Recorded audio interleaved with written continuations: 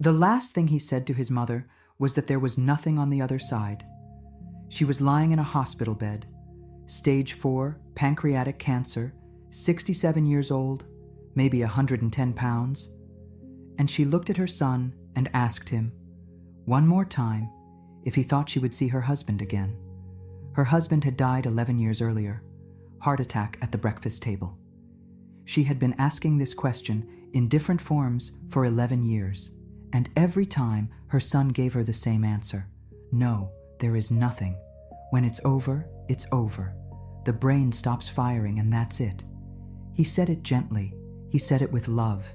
He believed he was doing her a kindness, releasing her from the fear of judgment, from the anxiety of the unknown. He told her, "Mom, you don't have to be afraid. There's nothing to be afraid of. You're just going to sleep." She died 4 days later. He was holding her hand.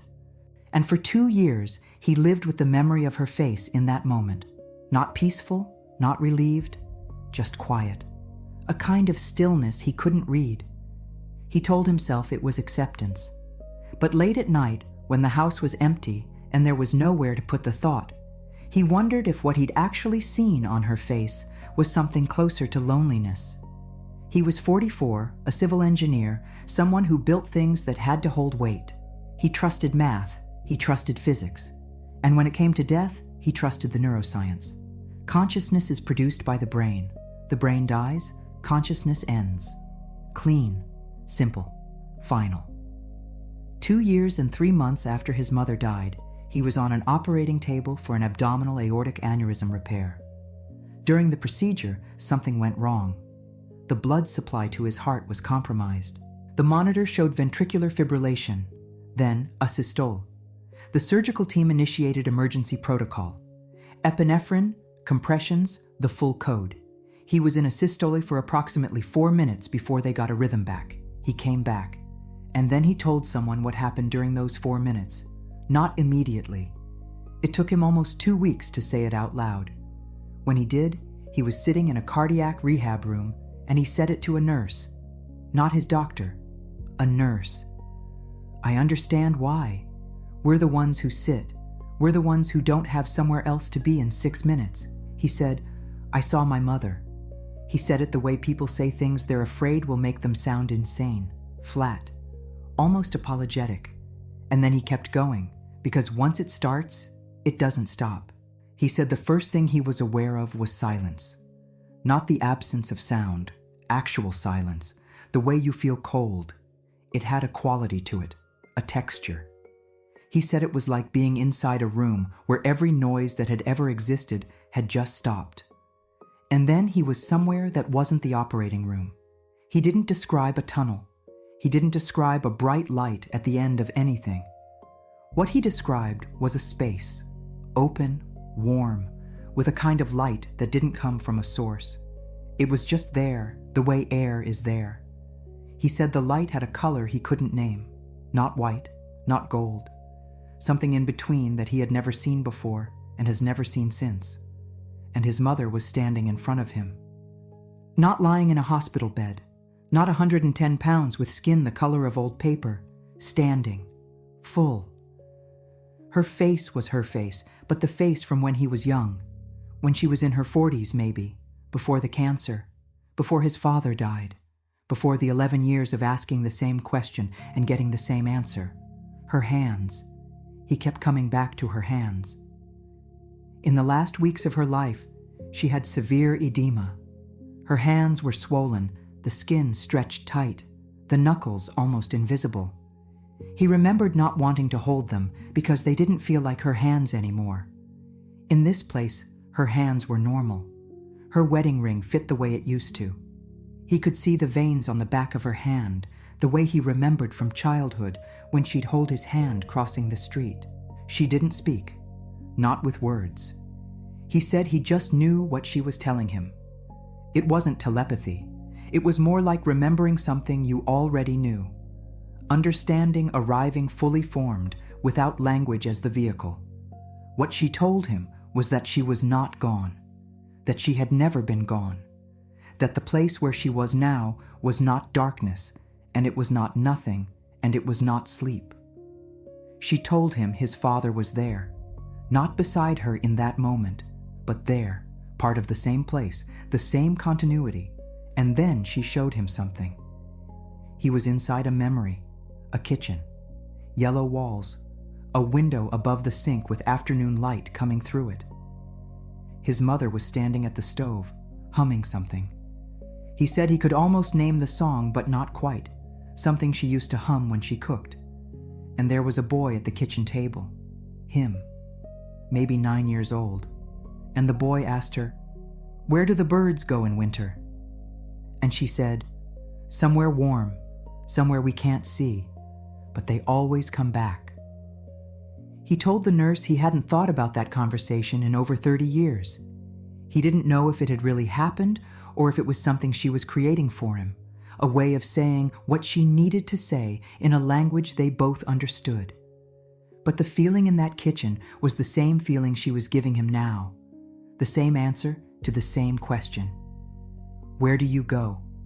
Somewhere warm, somewhere we can't see. And then something shifted.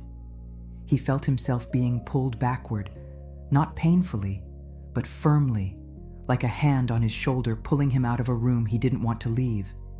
And as he was pulled back, he saw her face one more time. She was smiling, not the tight smile of a woman dying of cancer who's been told there's nothing ahead. A real smile, the smile of someone who knows something you don't. He woke up in the ICU, and the first thing he did before he spoke to his wife, before he asked what happened during surgery, was cry. Not from pain, not from relief at being alive. He cried because he realized what he had done. He had told a dying woman, his own mother, that the place she was going didn't exist. And she had died believing him. And she had gone there anyway. And it was real. And she was not angry at him for being wrong. She was not disappointed. She was just there, whole, waiting, smiling. He told the nurse he would give anything to go back to that hospital room and tell her something different. Not, "You'll see Dad again." Not, "Heaven is real." Just, "I don't know, Mom. I don't know what happens. But I'll be honest with you. I don't know." He said the worst part wasn't being wrong about the afterlife. The worst part was the arrogance, the certainty, telling a dying woman what death was when he had never been there. Now, here's what the research shows. Dr. Jeffrey Long, a radiation oncologist who founded the Near-Death Experience Research Foundation, has analyzed over 5,000 NDE accounts.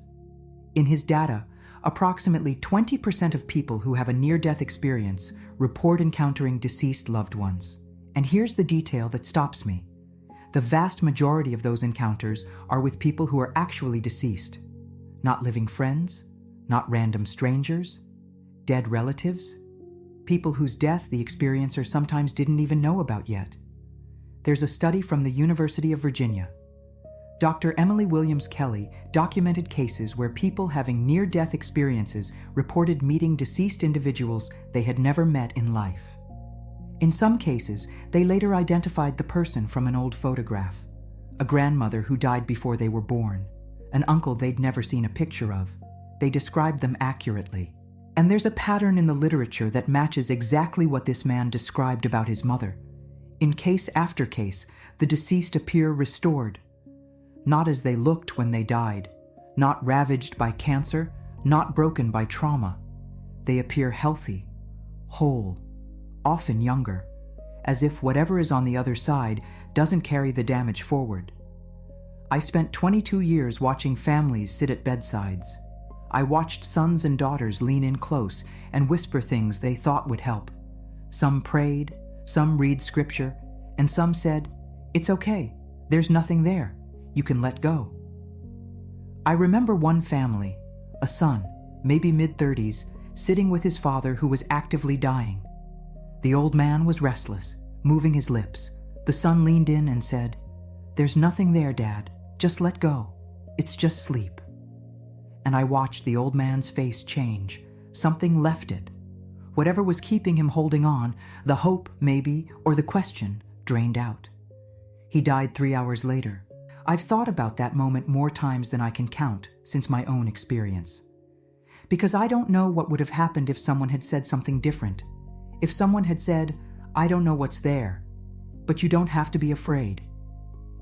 I think, and I say this as a nurse, not a theologian, that the last thing a dying person hears matters.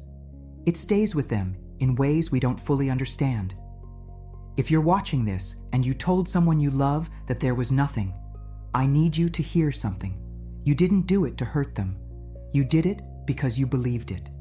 And believing something sincerely is not cruelty, even when it turns out to be wrong. But if you're carrying that weight, the weight of the words you chose at the bedside, I want you to know what this man's mother showed him. She wasn't angry. She wasn't hurt. She was standing in light, with hands that didn't hurt anymore, showing him a kitchen he'd forgotten and a question he asked when he was 9. She answered it. 35 years late, from the other side of death, she answered it. Somewhere warm, somewhere you can't see, but they always come back.